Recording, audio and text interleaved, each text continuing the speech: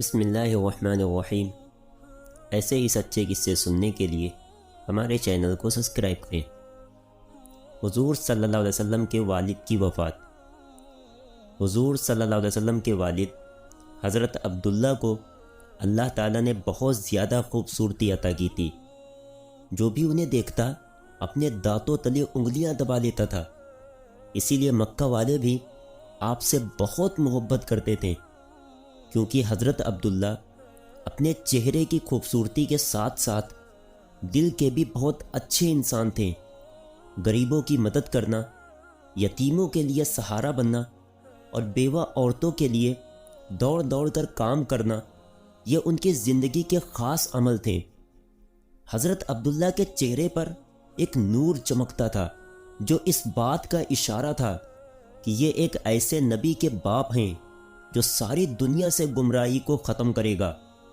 ایک دن حضرت عبداللہ بازار سے گزر رہے تھے کہ ایک بہت مشہور جادوگر عورت نے حضرت عبداللہ کو اپنے پاس بلایا۔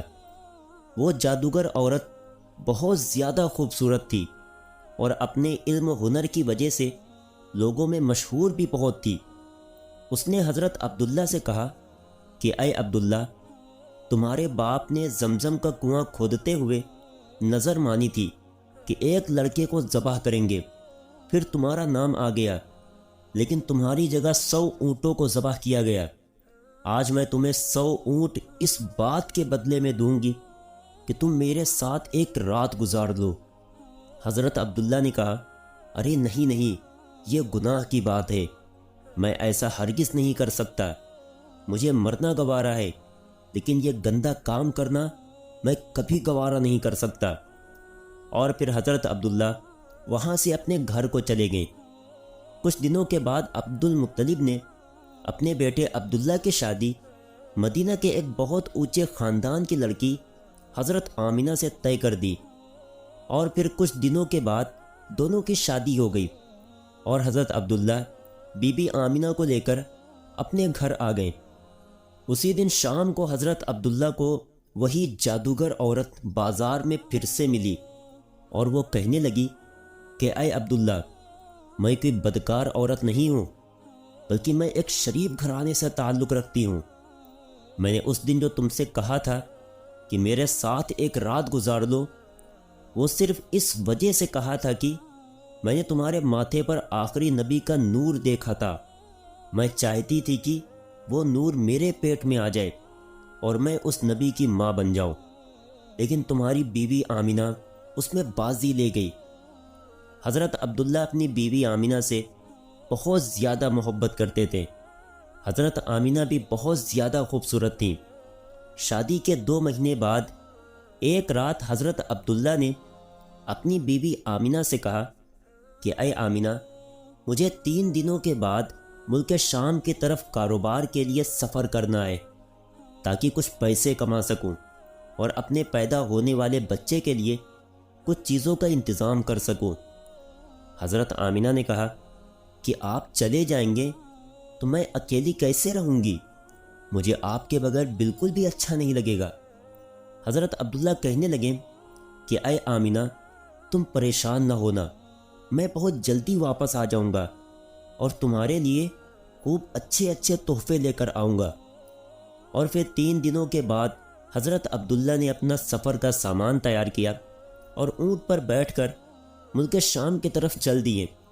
جب وہ گھر سے نکل رہے تھے تو حضرت آمنہ دروازے کے پاس کھڑی اپنے شوہر کو امید کی نظروں سے دیکھ رہی تھی، اور آنکھوں ہی آنکھوں میں ان سے کہہ رہی تھی کہ جلدی آنا، مجھے آپ کے بغیر بالکل بھی اچھا نہیں لگے گا۔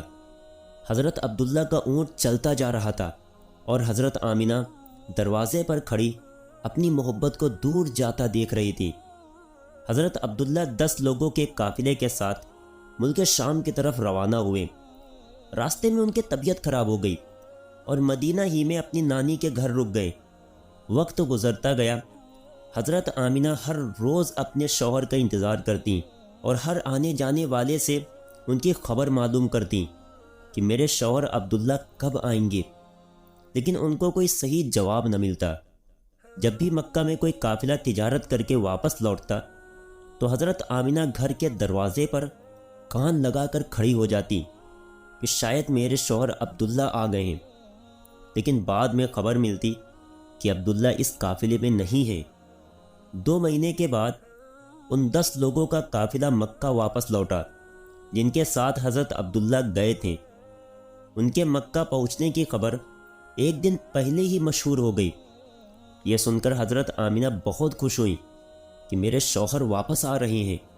عبد المطلب بھی بہت زیادہ خوش ہوئے اور لوگوں سے پل پل کی خبریں لیتے کہ وہ قافلہ ابھی کہاں پہنچا ہے، کیا کر رہا ہے، کتنے دنوں میں آئے گا۔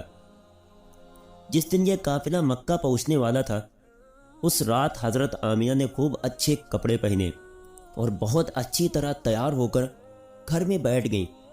حضور صلی اللہ علیہ وسلم اس وقت اپنی ماں کی پیٹ میں 4 مہینے کے ہو چکے تھے۔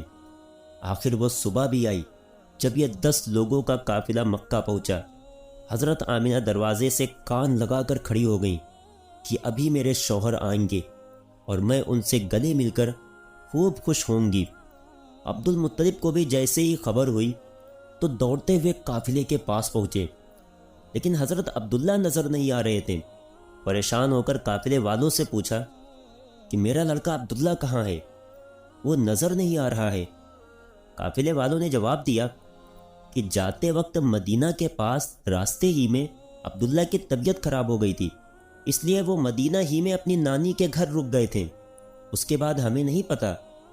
یہ سنتے ہی حضرت عبد المطلب نے اپنے بڑے بیٹے حارث کو کہا کہ اے حارث، جلدی سے اپنا گھوڑا نکالو اور مدینہ کی طرف سفر کرو اور جا کر دیکھو کہ میرے بیٹے عبداللہ کی کیا حالت ہے، اور پھر جلدی سے آ کر مجھے خبر دو۔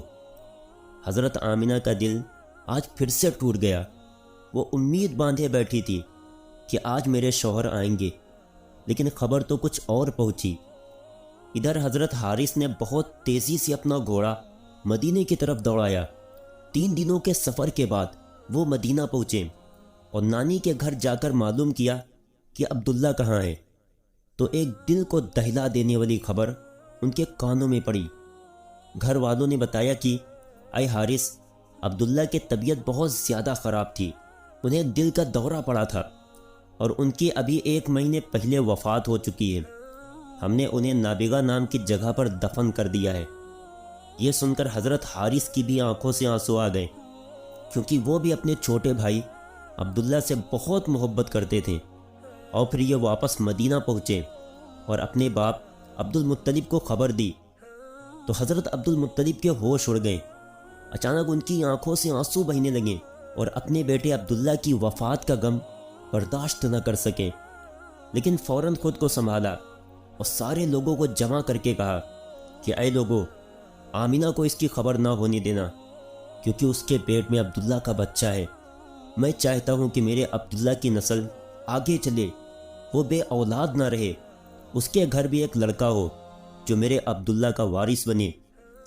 حضرت عبد المطلب نے شفا نامی ایک دائی کو بلایا اور کہا اے شفا، تم آمینہ کو بہت سمجھا بجھا کر اور بہت تسلی دے کر یہ خبر سنانا کہ ان کے شوہر کی وفات ہو گئی ہے، لیکن دھیان رکھنا کہ ان کے اوپر زیادہ بڑا صدمہ نہ لگنے پائے، کیونکہ ان کے پیٹ میں بچہ ہے۔ حضرت آمینہ گھر میں بیٹھی انتظار کر رہی تھی کہ حارث اپنے چھوٹے بھائی عبداللہ کو مدینے سے لے کر آ چکے ہوں گے اور میرے شوہر عبداللہ ابھی مجھ سے ملنے گھر آئیں گے۔ اتنی دیر میں حضرت شفا گھر پہنچتی ہیں اور حضرت آمینہ کو اپنے پاس بلا کر فرماتی ہیں کہ اے آمینہ، تم پریشان نہ ہونا، میں تم کو ایک بات بتانے آئی ہوں، تم خود کو سنبھال لینا، اپنے شوہر کی خاطر اور اپنے اس بچے کی خاطر جو تمہارے پیٹ میں ہے، خود کو سنبھال لینا، کیونکہ تمہیں صدمہ لگنے سے اس 4 مہینے کے بچے کو نقصان ہو سکتا ہے۔ پھر حضرت شفا نے حضرت آمینہ کو ساری باتیں بتا دی کہ تمہارے شوہر عبداللہ کی راستہ جاتے ہوئے طبیعت خراب ہو گئی تھی اور پھر مدینہ ہی میں ان کی وفات ہو گئی اور وہیں ان کو دفن کر دیا گیا۔ یہ سن کر حضرت آمینہ کی آنکھوں سے آنسو بہنے لگے، وہ خود کو سنبھال نہیں پا رہی تھی۔ حضرت شفا نے ان کے سر پر ہاتھ پھیرتے ہوئے کہا اے آمینہ، خود کو سنبھالو، تمہارے پیٹ میں عبداللہ کا بچہ ہے، حضرت آمینہ نے خود کو سنبھالا، لیکن ان کے اوپر اس بات کا ایسا غم ہوا کہ پھر وہ کسی سے مسکرا کر بات نہیں کرتی تھیں، ہمیشہ خاموش رہتی۔ دن گزرتے گئے، حضرت آمینہ ہر پل ہر گھڑی اپنے شوہر عبداللہ کو یاد کرتی تھی، لیکن پیدا ہونے والے بچے کی خاطر اپنے دل کو سنبھالے رہتی۔ عبد المطلب اور ان کے سارے لڑکے دن رات یہی امید لگائے رہتے اور اللہ سے دعائیں کرتے کہ اے اللہ، میرے عبداللہ کے لڑکے کو صحیح سلامت اس دنیا میں بھیج دینا تاکہ عبداللہ کی نسل باقی رہ سکے۔ اسی طرح 9 مہینے گزرے اور وہ دن بھی آیا جب اللہ کے رسول صلی اللہ علیہ وسلم کی پیدائش ہوئی۔ حضرت آمینہ کے گھر بچے کی پیدائش سن کر عبد المطلب اس قدر خوش ہوئے کہ دوڑے دوڑے آئے اور اللہ کے رسول صلی اللہ علیہ وسلم کو گود میں لے کر کعبہ میں گئے اور سجدہ شکر ادا کیا۔ پھر حضور کا نام انہوں نے محمد رکھا۔ لوگوں نے جب یہ نام سنا تو کہنے لگے، یہ تم نے کیسا نام رکھ لیا ہے، ہم نے تو آج تک ایسا نام نہیں سنا۔ عبد المطلب نے کہا کہ اے لوگو، تمہیں کیا پتا کہ میرے اس پوتے کی دنیا میں کتنی تعریف کی جائے گی کہ آج تک اتنی تعریف کسی کی نہ کی گئی ہو۔ حضرت عبداللہ کے سارے بڑے بھائی حضور صلی اللہ علیہ وسلم کی پیدائش پر بہت خوش ہوئے، یہاں تک کہ ابو لہب کو جیسے ہی اس کی نوکرانی نے آ کر خوشخبری سنائی کہ اے ابو لہب، تجھے بھتیجا مبارک ہو، تو ابو لہب اتنا زیادہ خوش ہوا کہ اس نے اپنی نوکرانی کو کہا کہ جا، آج سے اپنے بھتیجے کی پیدائش کی خوشی میں نے تجھے آزاد کر دیا۔